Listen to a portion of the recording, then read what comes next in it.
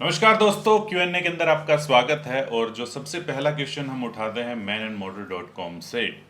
तो यहाँ पर परीक्षित शर्मा ने लिखा है, क्या है मस्ती करने के लिए ड्राइवर कार? हैं? मस्ती करनी है आपको, है? मतलब इनका कहना है कि फन टू ड्राइव जो है वो कार कौन सी है। आप जरा समझाइए कि फन टू ड्राइव होती क्या है। देखो, फन टू ड्राइव का मतलब ये है कि इंजन में अच्छी खासी पावर हो, ऐसा ना लगे कि गाड़ी जो है लैग कर रही है। आप जब उसमें स्पीड चाहते हो, जब आप उसे एक्सलेट करना चाहते हो, साथ ही साथ उसकी हैंडलिंग भी ज़बरदस्त होनी चाहिए। ऐसा नहीं कि आपने गाड़ी तो भगा दी, लेकिन आप हल्का सा टर्न लेते हो तो गाड़ी डगमगा अरे जाती है, अरे अरे, जिससे गिरे कि गिरे गिरे। हाँ, जिससे कि आपको कॉन्फिडेंस नहीं आता है। फन टू ड्राइव में दोनों चीज़ें होनी चाहिए, वो भी एक बैलेंस्ड वे में। जी हाँ, जब आप कट वट मार के चलाओ ना उसको तो मजा आए उस गाड़ी के अंदर, तो वो होती है एक तरह से फन टू ड्राइव गाड़ी। अगला जो क्वेश्चन है वो पूछा है अभय ने। अभय मतलब कि थोड़ा सा पूछना चाह रहे हैं कि उनका डिसीजन सही है कि नहीं। 8,65,000 के अंदर इन्होंने अमेज वीएमटी गाड़ी जो है वो बुक कर दी है। वो कह रहे हैं कि ये गाड़ी ले लूँ या इसकी बजाय मैं डिज़ायर के ऊपर जाऊं या एस्पायर के ऊपर जाऊं या बलिनो के ऊपर जाऊं। ये पेट्रोल की बात कर रहे हैं, पेट्रोल गाड़ी इन्होंने बुक करी है। डेफिनेटली अमेज जो एक बढ़िया गाड़ी है, वैसे सेफ्टी के हिसाब से 4 स्टार लेकर के आई है। और जहाँ तक इन तीनों गाड़ियों का सवाल है, ऐसा कोई सीन है नहीं, तो आप उसके ऊपर जा सकते हैं। एक डिसेंट माइलेज के साथ जाती है। होंडा का जो है वो भी उसके ऊपर टैग लगा हुआ है, भरोसा भी है, तो बढ़िया गाड़ी है। अगला जो सवाल पूछा है वो पूछा है विनायक जी ने। विनायक जी को एक वरना मिल रही है 2020 मॉडल BS4, 1.5 लाख सस्ती। टॉप वेरिएंट से एक नीचे वाला वेरिएंट मिल रहा है, 0 किलोमीटर चली हुई है। वो ये कह रहे हैं कि क्या ये ले लूं 1.5 लाख रुपए सस्ती BS4। मतलब कि वो एक यूज्ड कार हो चुकी है, भले वो जीरो चली हो, लेकिन कायदे के हिसाब से उसमें 1.5 से 2.25 लाख के आसपास तो टूटना वाजिब है। ले सकते हैं आप। बिल्कुल ले सकते हो, डीलर ने अपने नाम के ऊपर रजिस्टर करवा रखी होगी उस गाड़ी को। अगला जो सवाल है वो है विस्मित करना या होंडा शहर। ये जो मतलब गूगल ने अपने हिसाब से ट्रांसलेट कर दिया हिंदी के अंदर, विस्मित करना होता है कौन सा? अमेज। और होंडा शहर का मतलब होंडा सिटी। तो ये नायाब चौधरी ने पूछा है, ये कह रहे हैं कि भैया एक आईवी टेक मिल रही है 2,70,000 के अंदर, 84,000 चली हुई अमेज। और एक होंडा सिटी मिल रही है 2010 मॉडल, 1 लाख चली हुई। कौन सी लूं? 2,80,000 के अंदर अमेज इसको 270 में मिल रही है, और 280 के अंदर इनको होंडा सिटी मिल रही है 2000। 2010 होंडा सिटी थोड़ी सी महंगी मिल रही है आपको। 2010 तो यार यस काफ़ी महंगी मिल रही है। और सीएनजी के हिसाब से अगर देख रहे हैं तो दोनों गाड़ियों में ही फर्स्ट क्लास कामयाब है सीएनजी। और जैसा कि अभिषेक ने आपको नीचे जवाब भी दे दिया, थैंक यू सो मच अभिषेक। वैसे हम मान करके चल रहे हैं अगर 270 में आपको अमेज मिल रही है तो करीबन 15 या 16 के आसपास का मॉडल होगा, वो ज़्यादा बेटर चॉइस है। एक असमंजस के अंदर डाल दिया है डीलर ने भाई साहब मनु गोयल को। मनु गोयल पूछ रहे हैं यहाँ पर, डीलर वाले कह रहे हैं कि भैया इंश्योरेंस जो है वो आप हमसे ही लो, नहीं तो आपको कैशलेस नहीं मिलेगा। ये डराने के लिए बोलते हैं। वैसे जिस कंपनी से आपको डीलर इंश्योरेंस दे रहे हैं, उसी कंपनी से आप अगर कराते हैं तो ऐसा नहीं है कि आपको जो है कैशलेस मिलेगा। और दूसरी चीज़ें, आप अपनी जो है संतुष्टि के लिए उस कंपनी के कस्टमर केयर में फ़ोन करके पूछ सकते हैं कि आप जो है अपनी जो कैशलेस वाले जितने भी डीलर हैं उनकी लिस्ट दे दीजिए हमें, ताकि डिसाइड करने में आसानी हो। और आप उनकी वेबसाइट में जाकर भी चेक कर सकते हैं कि कहाँ कहाँ पर वो कैशलेस की फैसिलिटी देते हैं। बिल्कुल, ये पहले होता था यार, ज़्यादा जब डराते थे और कैशलेस वाला हिसाब किताब, लेकिन आजकल तो है ये फैसिलिटी। सौरभ सौरभ कह रहे हैं कि भाई साहब एक जो है वो फोर्ड फ्री स्टाइल टाइटेनियम 2 साल पुरानी 41,000 चली हुई डीजल गाड़ी इनको मिल रही है 5 लाख के अंदर।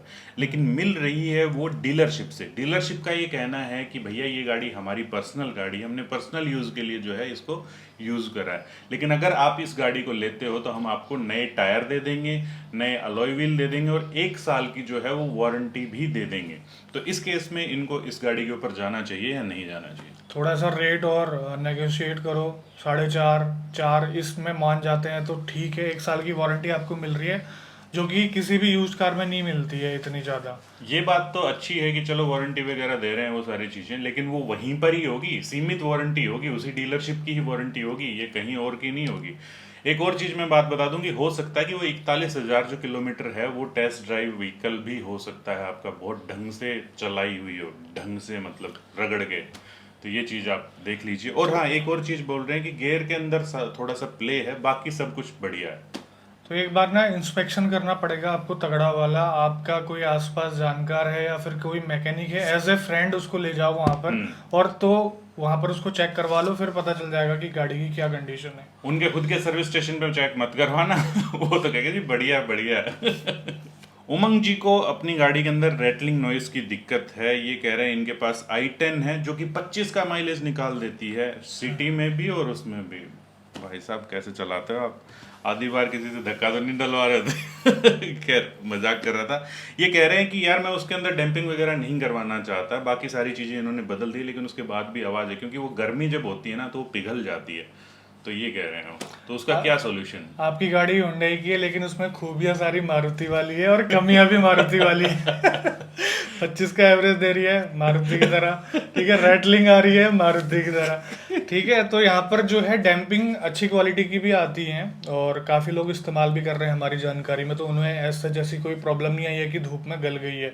तो डैम्पिंग एक अच्छा सॉल्यूशन है। आपने करी है डैम्पिंग तो हो सकता है कि आपको ऐसा महसूस हुआ हो, लेकिन जितने भी हमने देखे तो डैम्पिंग से प्रॉब्लम सॉल्व हो चुकी है उन्हें। अगला जो सवाल है वो सौमिक चटर्जी बोल रहे हैं कि किया सेल्टोस लें या होंडा शहर लें।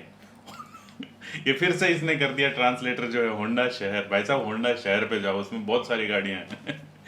खैर ये कह रहे हैं कि किया सेल्टोस लें या होंडा सिटी लें। इनके पास एक होंडा अमेज थी जिसको इन्होंने 2016 वेरिएंट था जो कि बड़ा प्यारा था और 1 लाख किलोमीटर इन्होंने चला दी थी, बड़ी लंबी लंबी ड्राइव भी इन्होंने करी। लेकिन वो कह रहे हैं कि अब मैंने किया सेल्टोस ST के प्लस जो है वो बुक करवा दी है, लेकिन उसके बाद जो है वो होंडा सिटी रिलीज हो गई। अब ये थोड़े से कंफ्यूज हो गए हैं कि होंडा सिटी लूँ या वो लूँ। इनके लिए, इनकी वाइफ के लिए लॉन्ग ड्राइव जो गाड़ी है, मतलब कि लंबी ड्राइव्स करते हैं ये, तो कौन सी सही? देखो, नो डाउट होंडा सिटी भी अच्छी है, कंफर्टेबल भी है, इसमें कोई दो राय नहीं है। देखिए, अब सिटी का सबसे बड़ा नेगेटिव ये है कि उसमें ग्राउंड क्लियरेंस काफ़ी कम है, तो उतनी ज़्यादा वो ख़राब रास्तों के फेवरेबल नहीं है गाड़ी। स्पीड ब्रेकर में दिक्कत हो सकती है आपको।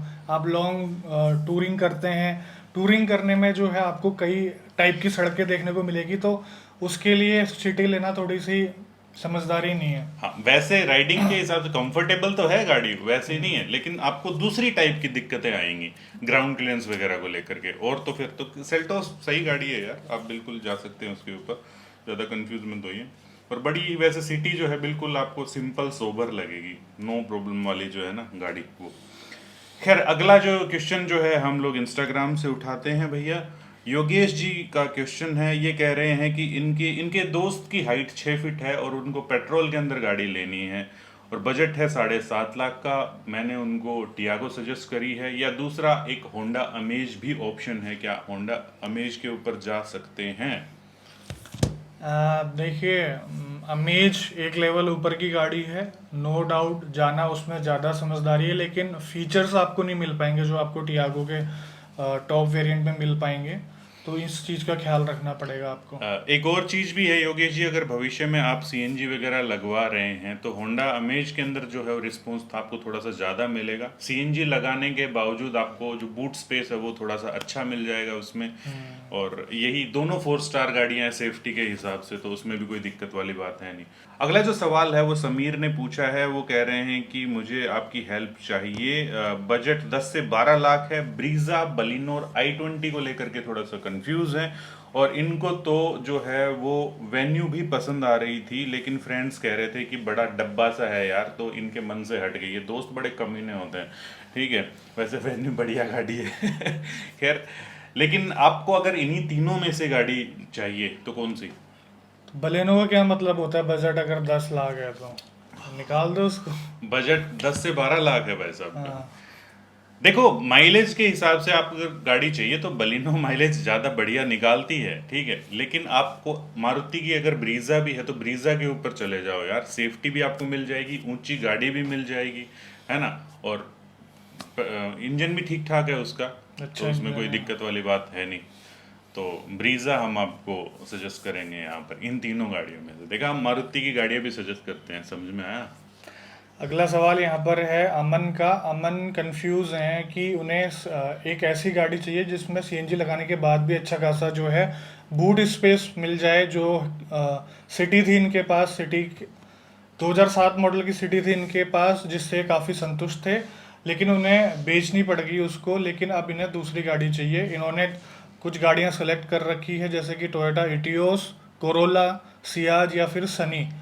इसमें जो है वो सीएनजी किट लगाना चाहते हैं और साथ साथ इनको बूट की सबसे ज़्यादा ज़रूरत है सीएनजी के बावजूद भी। साथ में ये भी कह रहे हैं कि क्या ट्राइबर को इस लिस्ट में रख सकते हैं, क्योंकि एर्टिगा सीएनजी इनके बजट से बाहर हो रही है। रवि यार, मेरे को क्या लग रहा है कि आपने गाड़ियां अच्छी चुनी हैं कि बूट स्पेस भी आपको मिल जाएगा, सारी चीज़ें, लेकिन यहाँ पर कोरोला को आप हटा दो यहाँ से, एक कार को हटा दो, मतलब कि निसान सन्नी को आप हटा दो यहाँ पे। और रही बात ड्राइवर की, तो देखो गाड़ी तो ठीक है, लेकिन उसके अंदर अगर आप सीएनजी लगा दो तो ऑलरेडी 1 लीटर वाला इंजन है, ठीक है, तो 7 सीटर की बजाय वो 5 सीटर बन जाएगी, पहली बात तो ये। और फिर पता नहीं कैसा रिस्पॉन्स आएगा उस इंजन का, ठीक है, वो पहले ही थोड़ा सा तो इस हिसाब से के तो आपकी सियाज जो है वो ज़्यादा बेहतर लग रही है यहाँ पर। और इटियोस के ऊपर भी जा सकते हो, लोगों ने बड़ी लगाई है इन दोनों गाड़ियों के अंदर, बड़े अच्छे तरीके से कामयाब है। प्रतीक ने अभी नई नई कार ली है, वो एसेसरीज खरीदना चाहते हैं कार की, उसमें से एक ओबीडी भी चाहते हैं। और ओबीडी का इनका पर्पस ये है कि